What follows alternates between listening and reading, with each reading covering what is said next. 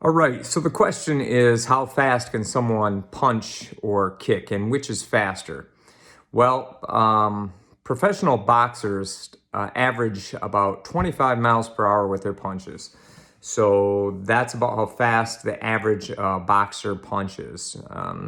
Typically, the average person is 20 to 25 miles per hour with the speed of their punch. The professional boxer Ricky Hatton had his punches timed at 32 miles per hour. And, people can get their punches up 30 to 35 miles per hour. And the world record, as a matter of fact, for the speed of a punch was about 45 miles per hour. So that's about how fast punches are. Now, kicks, you wonder how fast kicks are. Are they faster or slower than punches? And actually, kicks are quite a bit faster than punches. The average kicking speed that was timed for martial artists was 60 miles per hour. And some people reached, 70 to 80 miles per hour. And the world record was at 80.1 miles per hour, which is much faster than punches. Now, I guess that's explained by the kick travels a much longer distance to the target than a punch would, because the foot has to come from the ground and travel farther. And because of that, that kick is able to build up more speed through that longer distance. Also, the legs have larger muscles. And even though the leg is heavier, it's able to generate more speed. So that's it. Kicks much faster than punches and in general. But that's not the whole story. There are many types of speed, I guess, or other factors, I guess. So distance is one. So if my fist is 1 foot from the target, and it's going to get to that target much quicker than if my fist was 2 feet from the target. So that's one thing. Distance is a factor. Or if I don't want someone to hit me, I keep a farther distance from them, and it will take longer for them to hit me.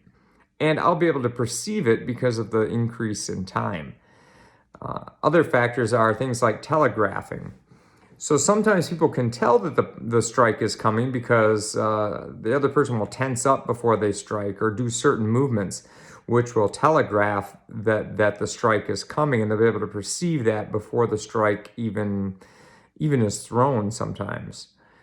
So that has a factor. That's a factor on speed.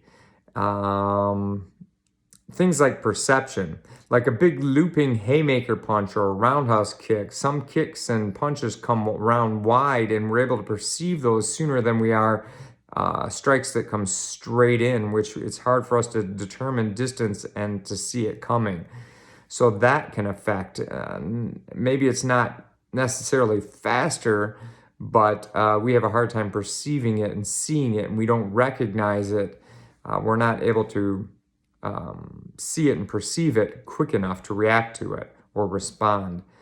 Other things are distractions. So maybe someone has their hands up in a certain way that disguises that their kick is coming low, or vice versa. So all these factors play a role, not just the speed of the strike, but all these other factors play a role too. So that sometimes people who aren't maybe quite as fast are way more effective at hitting someone with more, regularity, I guess, than someone who is fast.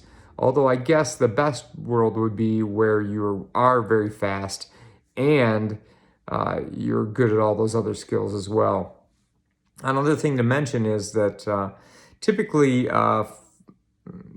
martial artists or fighters who are smaller tend to be faster than people who are bigger. Lightweights in general are faster than heavyweights, much faster, and because they don't have to move so much mass.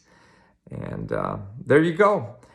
So that's the little discussion on speed of punches and kicks. Like, share, and subscribe, and I hope you enjoyed it.